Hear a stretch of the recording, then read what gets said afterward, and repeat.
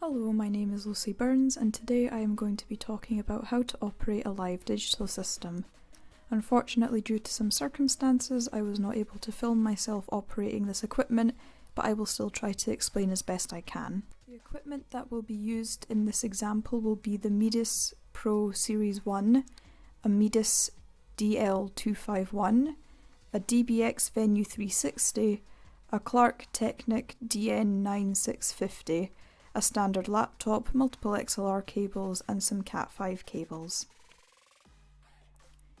To begin with the live setup, I'll start with the Medis Pro Series 1 desk.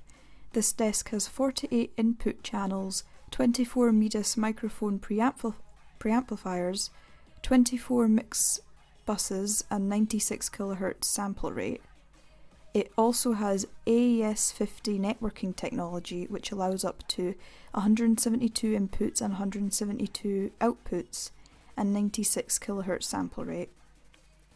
The Medis Pro 1 can also provide up to 6 multi-channel digital signal processing engines for a wide choice of virtual effects devices, which range from dual mono delay units, stereo modulation, and numerous diverse reverberation simulations, multi-band compression, and dynamic EQ.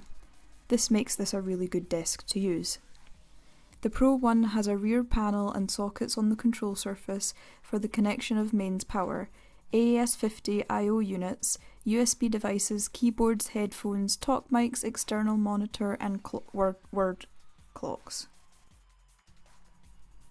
This desk connects with the DL251, which is the I/O box. Basically, it will be used as a stage box. The DL251 is a 19-inch fixed configuration rack I/O unit with 48 mic line level inputs and 16 line level outputs. It also has 3 AES-50 network ports that provide N+1 redundancy, plus an Ethernet control port and a MIDI interface. It is here where you would connect XLR cables that would be plugged into microphones. This is where you will get your signal from. The DL251 will connect to the back of the Medis Pro 1 desk with 3 AES-50 Ethernet cables that are plugged into the 1, 2 and 3 AES ports. Patching is something that needs to be done on the Medis Pro 1 desk because it lets you set up any other devices connected within the system. For example, you can adjust the analog gain, select plus 48V phantom voltage, etc. On it, you can also open the AES-50 device configuration window, from where you can configure the device. The patching function is fundamental to Pro 1 operation, as, until the I/Os have been correctly patched, you won't get any audio. Patching is done entirely at the patching screen, which is a GUI menu option.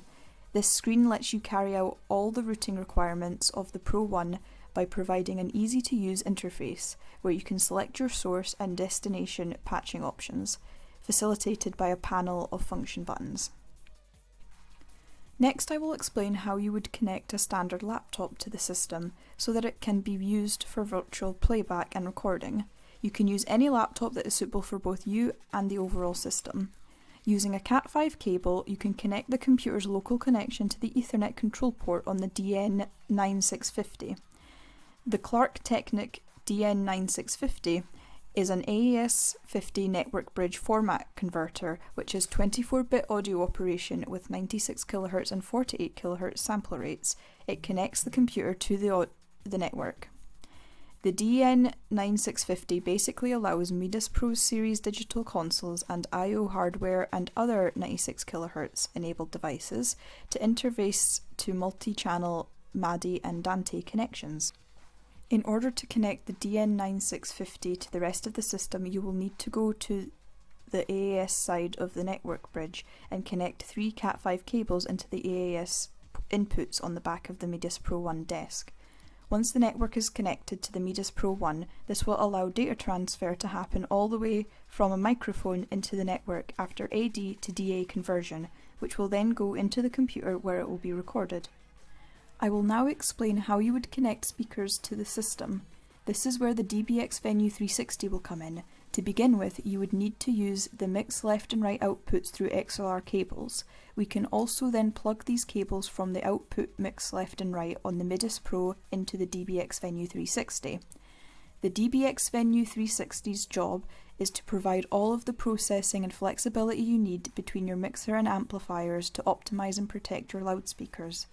The Venue 360 also incorporates high-quality 24-bit AD and DA converters with DBX Type 4 conversion to protect the incoming audio signal from accidental digital clipping at the AD stage. The built-in sample rate conversion on the two AAS input jacks allow the Venue 360 to accommodate connections from multiple clocks or AAS sample rates other than 48 or 96 kHz. So far I've talked a lot about how to set up the live system, but now I'm going to talk about more technical topics that relate with the live system.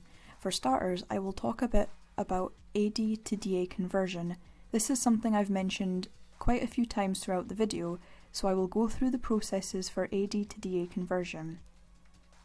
So, AD-DA stands for analog to digital and digital to analog conversion. An AD to DA converter is converting the analog audio signal to digital.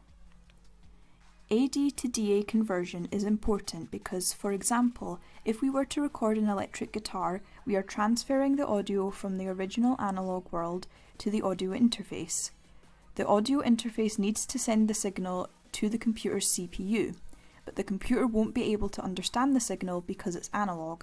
For this reason, the audio interface has a built-in AD to DA converter that handles the conversion. It translates the audio signal from analog to digital so that the digital computer can recognize it. In this live system, the AD to DA conversion is done through the DL251.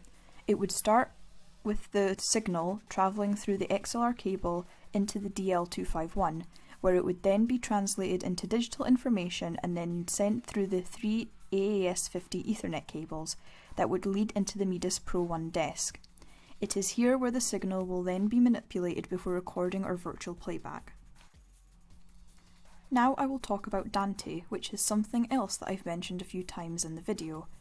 Dante is a combination of software, hardware and network protocols that deliver uncompressed, multi-channel, low-latency digital audio over a standard Ethernet network. The audio is segmented and wrapped in IP packets suitable for transmission across a standard IP network. The packets contain timing information and source and destination network addresses, allowing them to be efficiently routed through the network to the correct destination.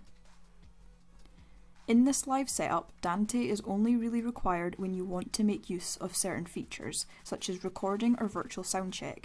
To use these, you will need Dante within the system. And finally, I would like to talk about AAS50.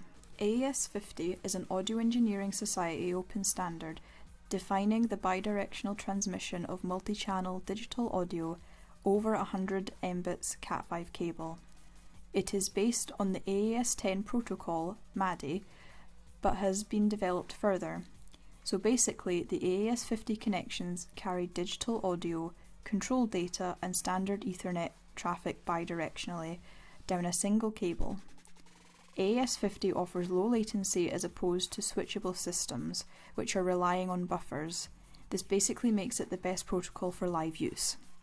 While using Cat5 cables, the protocol provides a separate transmission of the world clock, full duplex transmission of the audio data, as well as transmission over approximately 100 meters. AAS50 is basically an XLR metal housing with locking mechanism around a Cat5e cable.